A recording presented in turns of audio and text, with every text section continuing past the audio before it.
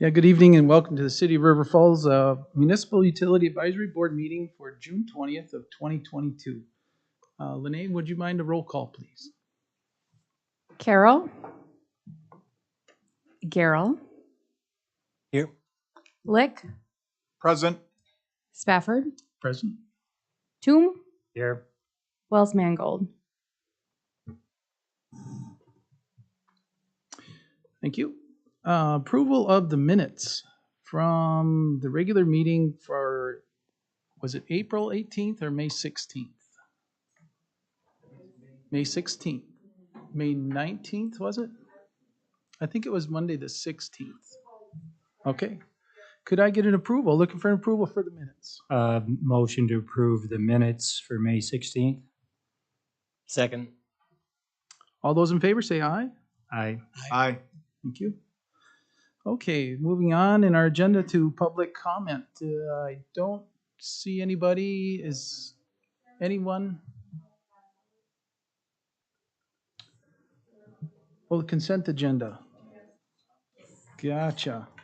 Approval of the consent agenda. So we have the May 19th West Central Wisconsin Biosolids Facility Commission minutes. Looking for an approval. Move approval of those minutes. Second. Thank you. Any discussion at all? Okay, all those in favor say aye. Aye. Thank you. Aye. Mhm. Now I can move on to the new business, which is first thing on the agenda is election of utility advisory board officers. So we have a board chair and also a vice chair. So I'm looking for nominations for the board chair. I nominate Kellen as the board chair. Okay. Are there any other nominations? In one third time, any more nominations? No. Okay. So I need those in favor to say aye for Kellen as the board chair. Aye. Aye. All right. Thank you. Yeah, maybe we do need a second after Tim's nomination. Can I have a second for that? A second. Thank you. And now we will ask for those in favor to say aye again. Aye. Aye. Aye. Okay. And we're looking for a nomination for the board vice chair. Nominate Mark Spafford. Second. Okay. Any other nominations? And a third time, any nominations? Okay. So we have a first and a second. Those in favor of Mark Spafford as being vice chair, please say aye. Aye. Thank you. Great. And Kevin, if we could move on in new business to number 4, resolution regarding review of wastewater treatment plant 2021 compliance maintenance annual report. Yeah, the CMAR, we have Dean Seamuth, our water wastewater superintendent, here to give a very short presentation.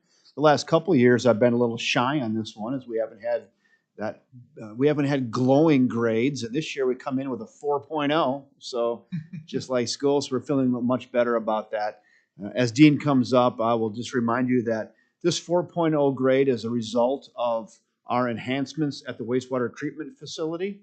And want to let everybody know that those investments have paid off as we thought. So not only did we get the enhancements to get our grade up, but we've also increased the capacity of the plant as well with the enhancements. So it's done everything that our investment we hoped it would have done, and Dean's going to give a little presentation on that now.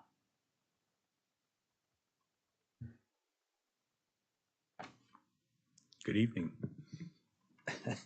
So, with our CMAR, first I'd like to say that, again, we did get an A this year. Last year was a B. We weren't quite, this is directly due to the aeration system that we installed. 2019 with our influent and loading, we were at a F. 2018 we were a D, and 17 was a B. So I'm assuming right after 17, we started to, the growth of the city picked up quite a bit, and that's why our numbers started going down. And that's why we put in the aeration system. So with that said, we did a very good job as far as the utilities in doing this aeration system to get our grade up. This is also gonna keep our grade, should keep our grade around an A till 2040, according to the plans and what we see happening. So, As you pull that up, I'll just remind people, so you might want to ask, why a B last year?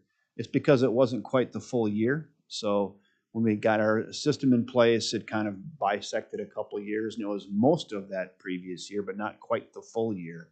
So this is really our first full year of operation of the new aeration system. 2021 was the first full year.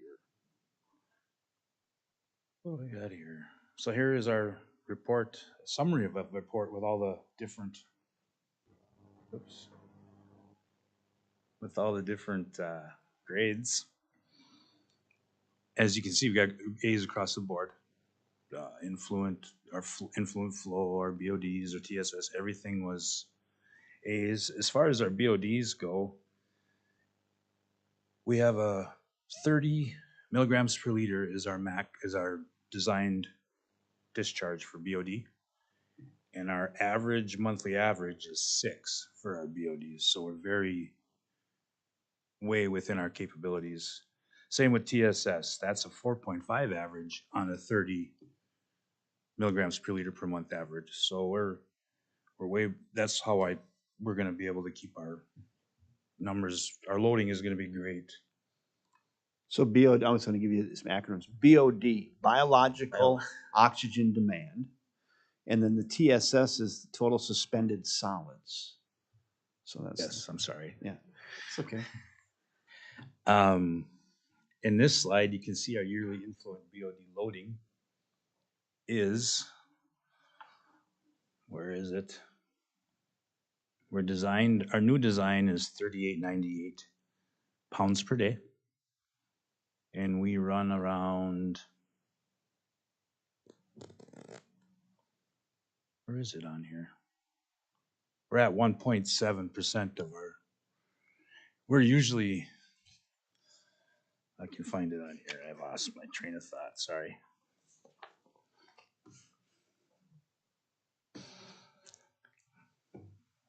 Lost it.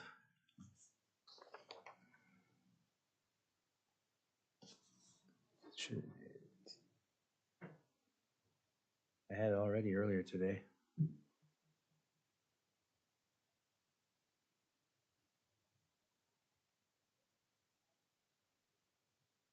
Sorry, I can't find it. Here we are. No, I still don't have our current. Well, if you look at the top of this over here, we're around 2,500 is probably our average, maybe 2,800. That breaks down each month right here. And they're all around 2,500 to 2,700. So that's where we're running at our BODs right now, our monthly pounds. And we can go up to as high as 3898. And then when we get our next permit, we believe that number will be up as high as 4897 with our new aeration system. So that's where that is at. And again, here's our engineered design from the system. This is not the old system, this is the new system. Just on what was projected as our design, we feel the 4798 milligrams per liter will be our new, once we do all the numbers with the DNR for our new permit. That's where it will never be lower than 3152. And again, we're still at 25 to 2800. So that's a 52% increase. Thank you. This is my greatest fear, is talking in front of people, just so you're aware. No problems, Dean. Good. Do you have any questions? I mean, this is just a casual observation that it appears that February of last year was our highest load, monthly load pounds per day.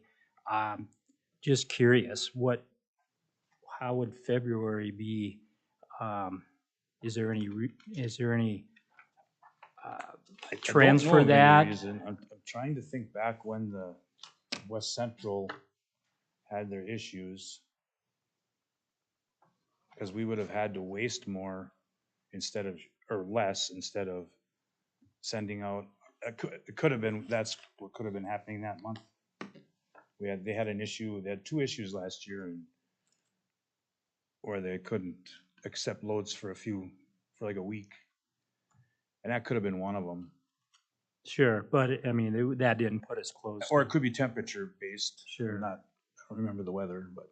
Yeah, okay, just curious. But yeah, I did see that, and I don't know. Anything else? So our design was, just to follow up here, 3898 is our design, pounds per day, and that, what Tim's talking about was 3,063, so we were still a ways away from it, but. Yes, we were ways away, exactly. But our limit's going up, you said, though. It should go up with our new permit, which we do in 25, is it 25? I think it's 25. Okay. So I can research February. I wasn't the superintendent at the time, so I wasn't real sure, but I can definitely research it, see. Maybe I'll have an answer next month. Yeah, it's probably nothing you guys have control of, but it's It just, could be, yeah. it's just whether there's something going on in the city in February, or it'd be a little bit interested to know. We'll dig a little deeper, see what we can find. Can look into it. Bill will probably know right off the top of his head. Anything else, Tim? No. Any more discussion? I had two questions. So is this form that we got to see, is this a DNR form that you simply fill out, or is this something we created? This is a DNR form. Also, I guess I have to ask you to recommend to city council that we submit this form after reading this. Yep. We do Okay. need recommendation from you and city council to submit it. Okay. We are in the stage with our grade, we're not required to do any upgrades, and we are, if we want to, we can. If we don't want to, we don't have to. So voluntary response is what we're at. One other, just maybe a point of clarification, and for my knowledge, it was on page 23, there was a table, and it said, I don't know, do you guys have that table? Or do you have the full report with you? Okay. Maybe Dean or Kevin can answer. It was the table towards the bottom of the page, and it was line number 2. So it said these were the breakdown of the estimated costs, and the last sentence. This also covers MON form. Is that supposed to be mono? Is that the type of form where they come in with like a cardboard sleeve, and they kind of That should be it? mono forms, yes. Okay, and I didn't know if that was, because I know of them, but I thought maybe this was something different, so, okay. Yep, mono form. We can make that correction. So is that something that we typically do when our manhole systems go to pot? Yep, we have a budget for that, and we've been doing manhole, replacement manhole repairs. We started out with our worst ones that had the old bricks from the late 1800s, early 1900s falling in. They would clean all of those out. They put the monoform in. They would do a new pour and new rings and new casting, and then put the manhole on. So it's like all the way down to the main itself. So the whole manhole is replaced with the technology. And it adds a sleeve, a concrete sleeve inside the original manhole. Yes. Basically, Okay. that's Yes. what All it right. is. Yes. All right, Using a that's what monoform. Yeah, mono. Mono. And the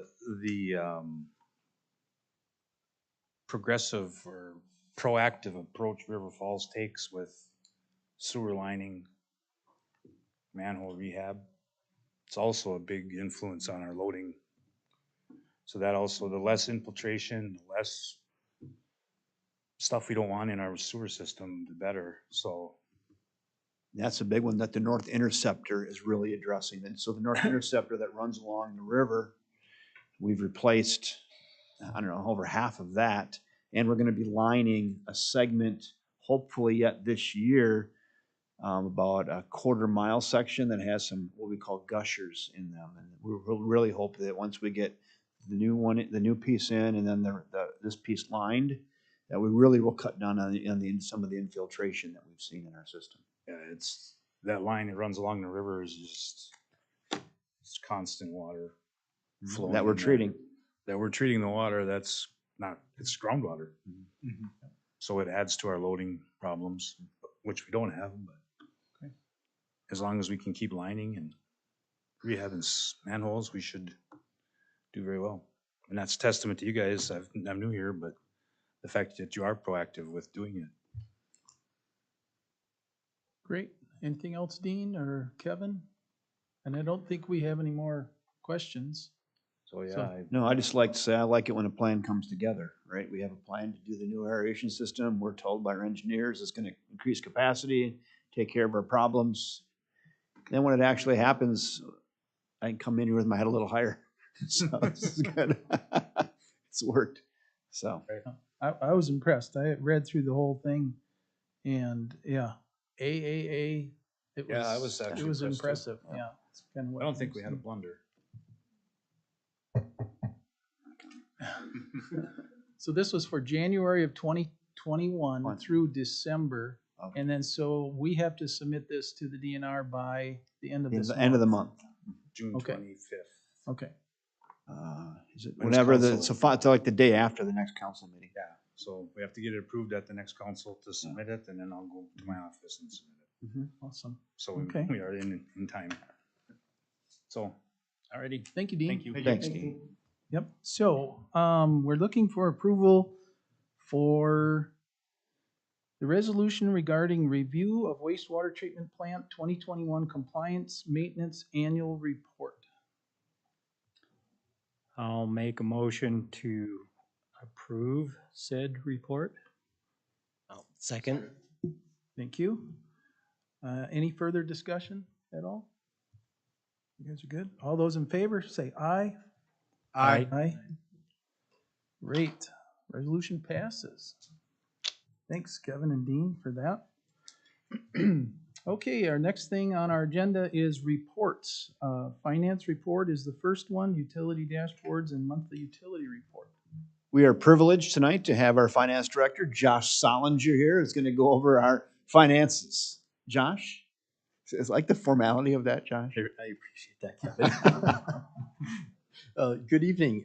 So I'm just going to go essentially just down the page, the cover page that you were provided. Our accounting manager, Tracy Biederman, put it together. Did a fantastic job as always. I am just going to point a couple things out as I go. And then, of course, the various summary charts are included as well for your reference. So in the electric fund, our revenues totaled $6.4 million. Expenses totaled $6.0 million as of the end of May this year. So this is a year-to-date view. Cash and investments as of the end of May for the electric fund total $3.8 million. Electric delivery sales are up 53.7 million kilowatt hours compared to 49.9 million kilowatt hours a year ago.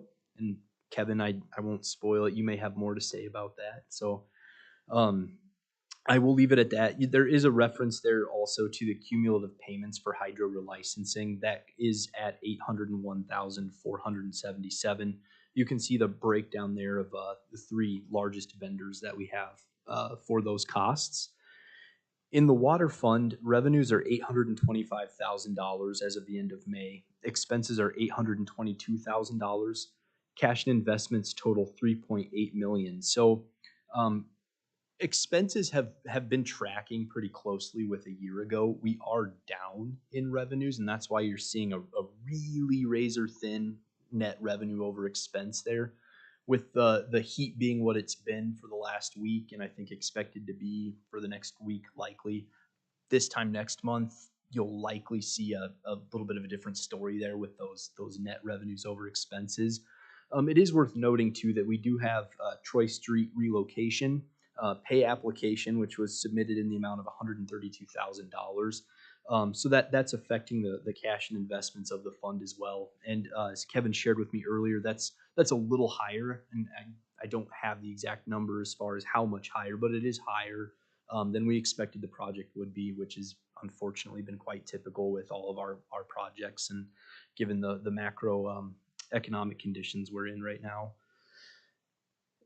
And so, and then year-to-date delivery sales, you can see that we're up slightly compared to last year. Again, you do see that in the revenues. I'm sorry, you don't see that in the revenues. We are down compared to last year. Again, with expenses being slightly higher too, that's where you're getting that. Just again, barely positive revenue over expenses. We were negative last month, so we're at least heading the right direction there. And again, next month we'll see where that comes in. For the sewer fund, I also wanted to point out something with this fund as well. So revenues were $1.4 million year to date compared to $1.1 million in expenses.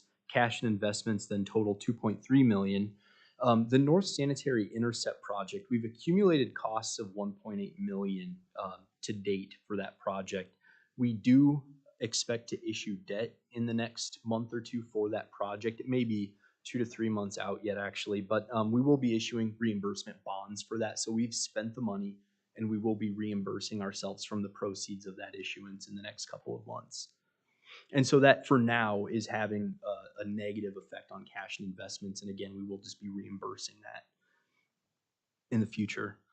And in the stormwater fund, revenues are $247,000 year to date. Expenses are $206,000 year to date. Cash and investments total $822,000. I think if you were to look at these four funds and compare the stormwater fund to last year, it's probably the least remarkable of the four funds as far as this monthly report goes. So I don't have a lot to comment on with that one. The overall summary at the bottom of that cover sheet is essentially the big takeaway here is all utilities do have positive net income through the first 5 months of the year. And our utility billing accounts, I will just reference that second page where you see the accounts receivable of greater than 31 days. That's always kind of our measure to see how much of the receivables are out there beyond a month. And you can see we're continuing since February that downward trend since the moratorium ended and we are collecting again. So that downward trend does continue the amount of receivables we still have out there beyond a month. And next to that, then the cash and investments, you can see where I reference sewer. If you were to compare cash and investments, which is the red bar on the chart, compared to this time last year, which is the blue, you will see that decrease because of the project costs we have to date. Again, we will be reimbursing with issuance proceeds. I'd be glad to take any questions. I could tack on one thing though. In your box up there on page 41, left corner, I just need to again give a shout out to our customer service team. So when we go from 144,000 outstanding down to 80,910 a month later, that is a lot of hard work by our customer service staff. The April 15th is our moratorium ends that day, and that's when shutoffs can begin. That crew up front starts out by sending out roughly 700 to 800 letters, let the late people know, followed up by phone calls, and there's a lot of work, and then making payment arrangements. So that month especially, the amount of work that goes into collecting that, what is it, roughly $70,000 there. That's a lot of work that goes into that. So hats off to our customer service team up front who does that. Lisa and Wendy and Miss Jackie and Brenda. They do a great job. So that's why you see that big down, because they're hitting the phones. A lot of printing, a lot of negotiating, conversation, noise. Yeah.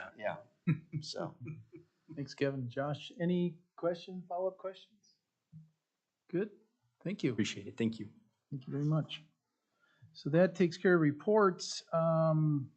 I have a couple of questions, but if you have any other announcements, Kevin, that you want to share? I mean, I've got a couple things. Yeah. I mean, I don't.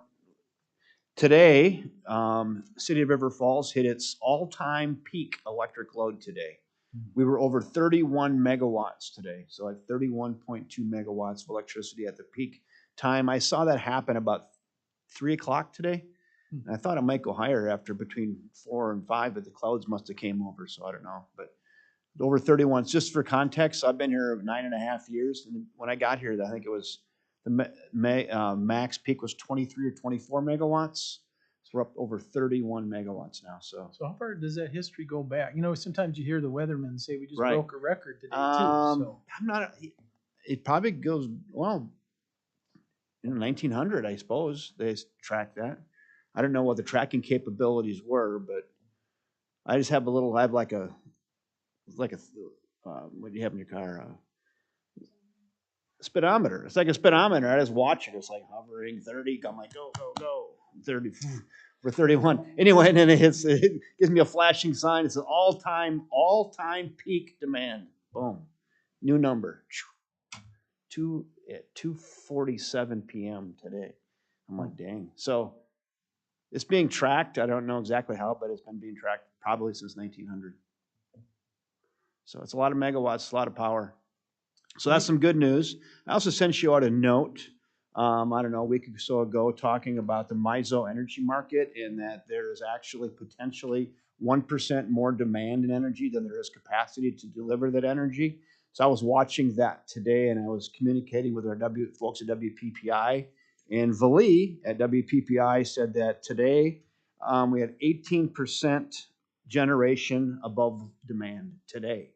She said we did because the wind was blowing. So we had good wind production today. If you would get this day on a calm day, it could have been a different story, believe it or not. And then finally she says, however, things look tighter as we get into this week. So again, they're watching the weather constantly, and they know what the wind expectations are, what the sun expectations are, the heat, the loads, and so we were good today.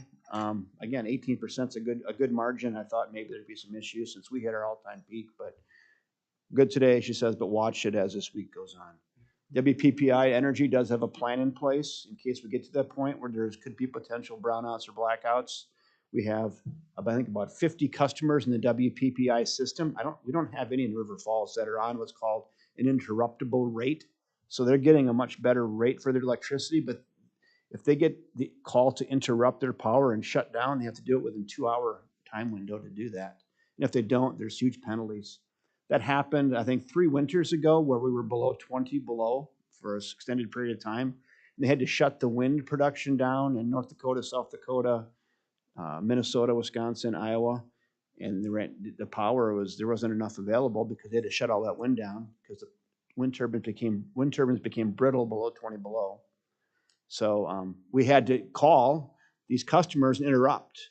And several of them couldn't get shut down within 2 hours. There were some huge fines. I remember at one of our executive team meetings, I think we had one over $100,000 that they were howling about. So, but yeah, they're the first thing when you call these customers, I assume it goes something like this: we're on what rate?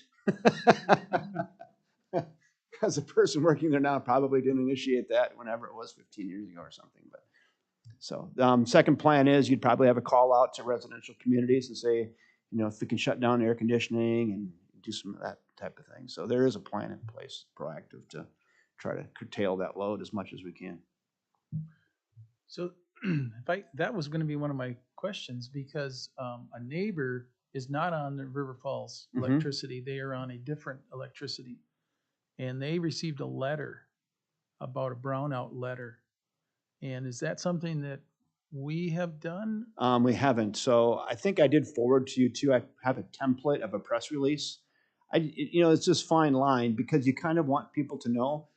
My antennas went up when I saw it on the WEAU news out of Eau Claire, whatever their call letters are. There was Eau Claire station. And so they picked up on a press release put out by MISO, letting people know. So it's kind of out there, though I don't know how aggressive, and you can help me with this. I mean, how aggressive are we to tell people that there's this potential for this. So I have it in my back pocket and I'm kind of ready for it. And that's why I was watching it closely today and to coach people through it. But it's this fine line where you don't want to cause a panic, but yet you want to be ready in case we have to ask people to shut down the air conditioning and whatnot. So, and if MISO puts it out, they're aware this has real potential of being a problem. So they know exactly how much production they have. They know every facility, how it's running, if it's under construction or only partially running, and then they're estimating the load. So they know exactly how much energy is available and how much potential load will be needed. And they're going, oh my, the math isn't really working out right now. So and they did put that out there. If we would have an issue in the city, what would that look like? If it was that they had to shut it off, is it the whole city, part of the city sector? I mean, what does that look like? Yeah, it would probably be the whole city because it'd be transmission. So it's we're getting our power coming across transmission grids that are coming from energy producers. So they're getting it onto the grid, and electrons chase load, right? So when you flip a light on, that electron's being produced a millisecond to go at the power plant, going across the wires, boom, lighting that light bulb. But if more light bulbs go on than there's power available, you start getting a Browning effect where the voltage goes down and then eventually a blackout. So, but I would think it'd be widespread across the whole city potentially. And hopefully we wouldn't be the first community. There'd be others along the way where we'd start seeing pockets, maybe probably in larger cities where loads are bigger. We'd have a little bit of a heads up. And then we would tell people, at 3 o'clock, please shut your air conditioner off today. Something along those lines. Would that be through like a phone call then, or would we get something on our? I don't know. We would hit social media right away, but we really don't have a phone tree system to do that. Oh, you don't? Okay. No. Okay. I suppose you could work with the county if it was an emergency. You could go on the emergency texting system. They do have that with the county for tornadoes and things like that. So there are things we could do to work with Gordy and the county person on that if it was a dire situation where you needed to alert people. So this is a fine line. I mean, do you tell people, oh my gosh, be ready, you can get potentially get a blackout, or it's out there. It's not a secret at this point, but some people might be surprised. Yeah. For those who aren't on social media, Yeah. older people or like myself, I don't do like Facebook. Mm-hmm.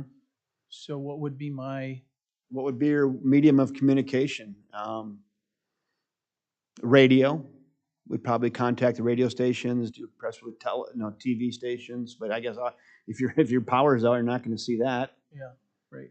Kind of happens. So I likeeci this is good because now I'm going to contact Gordy Young tomorrow because I was in that meeting with him with the county here last year talking about that system that they have for that and say, Gordy, this is something we may need to use, where you could text people. So that's really good. Mm-hmm. So text alerts. Thanks for bringing that up, Chris, because I was thinking the same thing. So any other? On those text alerts, is there a way to, instead of just having 140 characters, can it be like a web link to additional information? Sure. My concern is that if it's just like, shut off your power, brownouts coming, blackouts coming, that's going to cause more of a concern to the user than additional information. And then additionally, is there any way that we can set the table, so to speak, like message to the public, message to the users that these are things that happen from time to time? I know I hear about it year in, year out that it seems so distant that there's blackouts, brownouts elsewhere, and we never really think about it here, but it could be very well a here problem. Right. It's not the end of the world, but it's something that we want to be, like anything else, prepared for and ready for and prevent for that. Is there any way This is good. Set the table for that instead of even getting ourselves in the position of potential panic? Because people then are going to say, this is what I'm concerned about, is they're going to say, well, why didn't you tell us? Mm-hmm. There's that, right? So Adam, your approach is good. And maybe even after today now, since we did hit our record peak in River Falls, that might be a good way to start setting the table for this and say, we did hit record peak in River Falls. Some of you may have heard about potential brownouts and blackouts this summer. Here's what you should be looking for in the future should we run into this situation. Even that statistic about 18% overproduction just because of the wind too can help set the table and be like, well, we really may have dodged a bullet here because there's several things completely out of our control. Correct. Okay, Adam, that's good. And I think since we kind of skated by today, I think it'd be good, and that tone is the right tone, so that helps me to get to that. That's good. So I've spoken to 3 people who received the letter I was talking about earlier, the brownout letter, and now they understand it because they all 3 reached out to me saying, well, I don't understand what a brownout really means or what a blackout could mean. So I kind of had an idea, Right. but then I was able to explain it a little bit more. Right. So layman's terms, I think, is. So, okay, that's good. So, and last week when I started thinking about this, I went to WPPI and I said, hey, have we worked on our message? We have a stock message. We have on this. And, oh, by the way, we do have something, but we haven't put it out yet. So then they sent me what they had because they're thinking kind of like I was thinking, like they have that in their back pocket. And then they sent me what they have. And then about 2 hours later, they sent it to every utility, all 51 utilities and said, here's this information.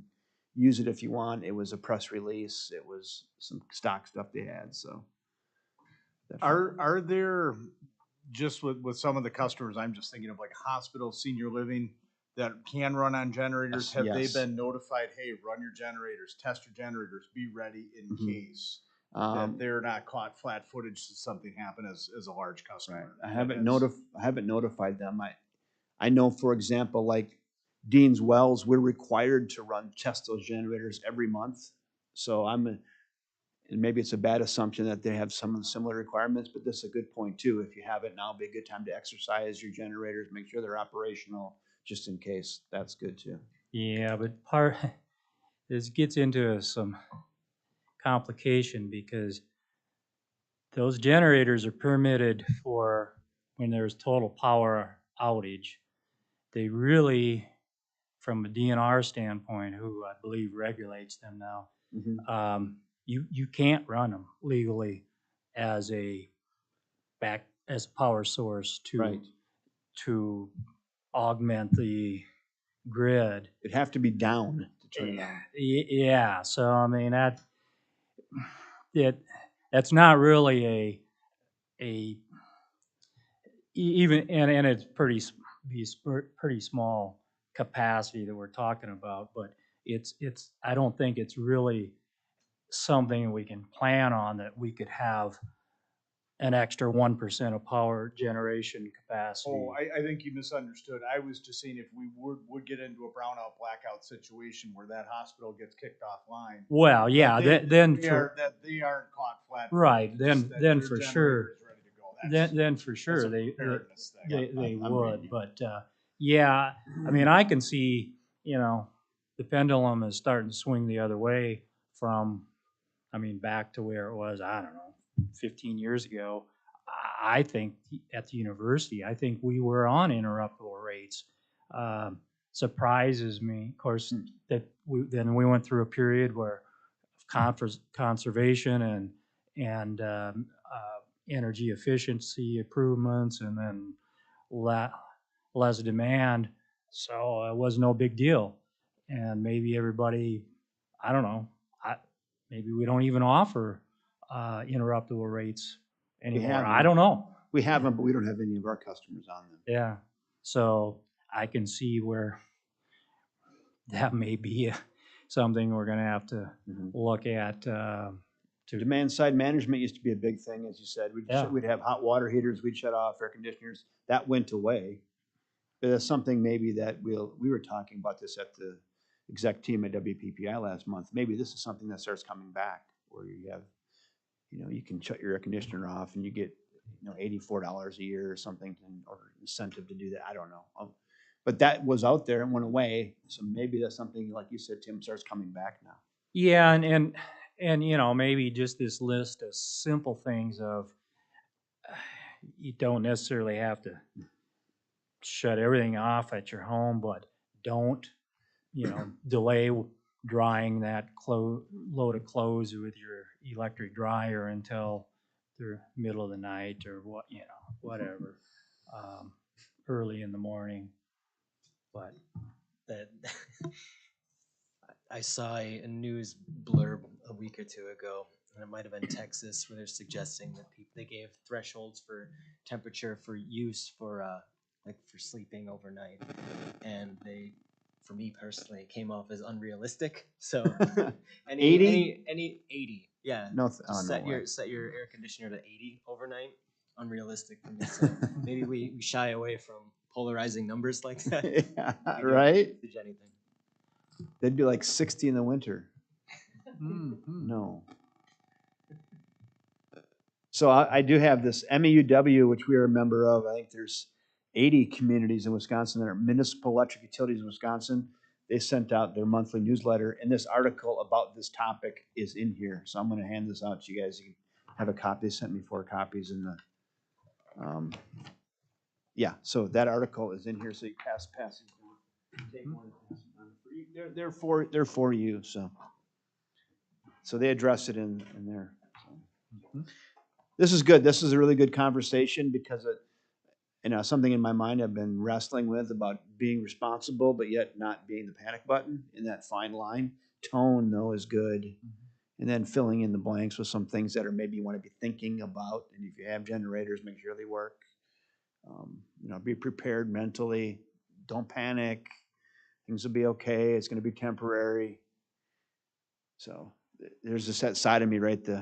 All the byproducts of the howling on both sides of the political spectrum on this is just going to be. So that's a whole nother story. But Thank you. Anything you can update us on the North Interceptor? Kind of. North Interceptor is about done. I think that we got a few pieces to do on that. I think we'll be finishing up this fall, but that is coming together. Powell Avenue Bridge has been resurfaced and is back in operation. So North Interceptor is getting done. I think we're going to be doing a little extra work on that pond kind of behind the bowling alley area there. What's that pond called again? That detention pond. Anyway, just off of Genevieve's property. That we're removing a little bit of the silt and stuff out of that. It's coming together, finally done. It was a bad spring for those crews to be working on that. It was cold, it was wet, but they got it done. So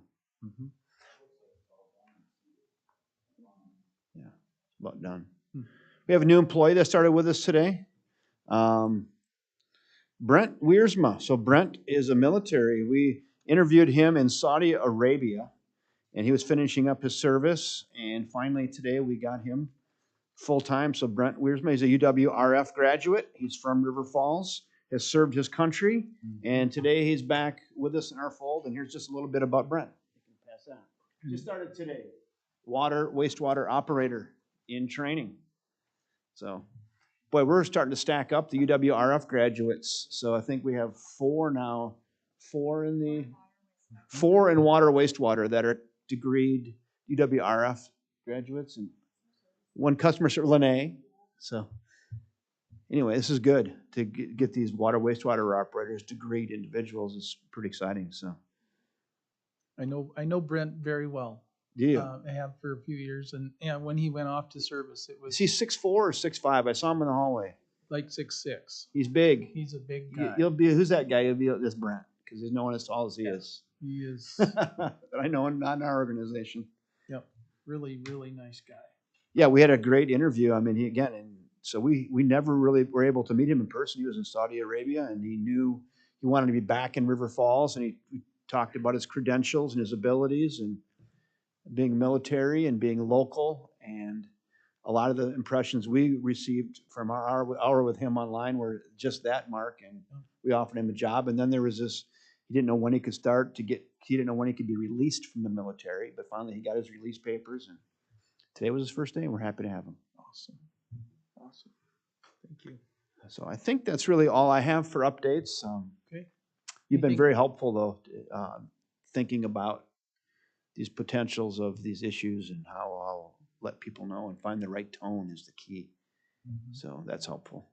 I had just one other question. Yeah. With being such a dry summer, any expectations on limiting water, or what's?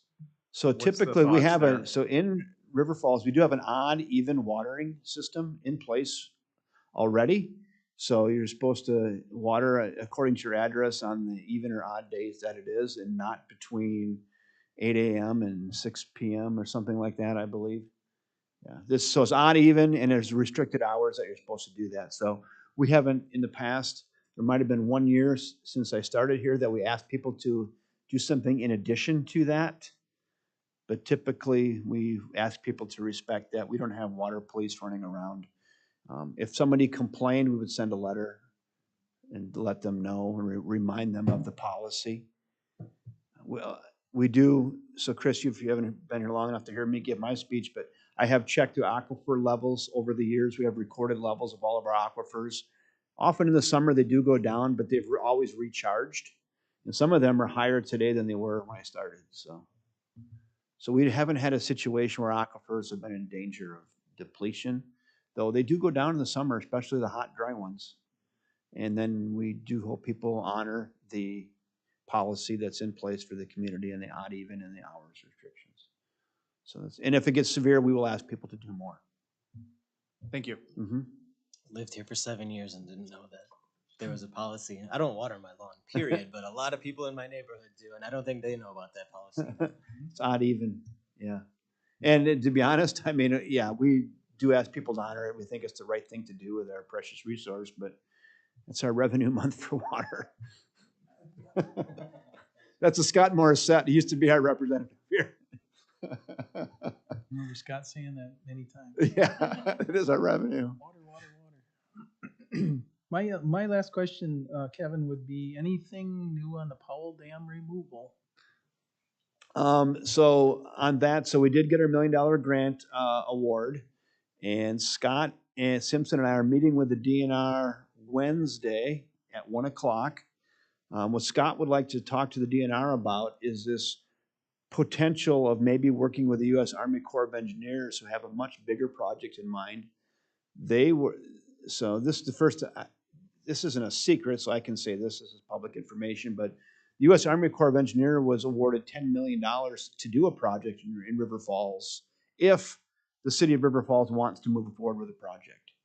So, and that would be removing both dams. And again, this would be probably over the next 3, 5, 7, 10, 12 years. But with that said, first Scott and I are going to have a conversation with the DNR to talk to them about the Army Corps and that $1 million, if you could use it towards their project. It's just a double-edged sword, right? I mean, yeah, you want to get that lower dam out right away with $1 million, but are you passing up on a $10 million grant to maybe do more? So Scott is really deliberating that, and we're trying to be upfront with the DNR and the Army Corps to make sure we don't blow them both. That'd be the worst thing, right? To lose them both, and you got nothing. So, because initially I thought we for sure would have that lower dam out of there by next March, which would be the case if the Army Corps was out of the equation. Now the Army Corps is saying, hey, maybe we want to play. We were awarded $10 million to work in your community. So only if you and the city council want to do something, though. And we will come to you with more information in the next 2 months on that. Because then we're going to meet with the Army Corps in mid-July to answer more questions they have. So between the conversations with the DNR and the Army Corps, kind of maneuvering this thing down the road to figure out which direction we want to go and then what we can recommend, and have a discussion at this level and the city council level to see if you want to turn the Titanic. I don't know, maybe I shouldn't even ask, but Yeah, go ahead. It's fun. how could, who suggested to the Army Corps of Engineers that River Falls could get $10 million for this? Or, I mean, It's a good question. I have the answer.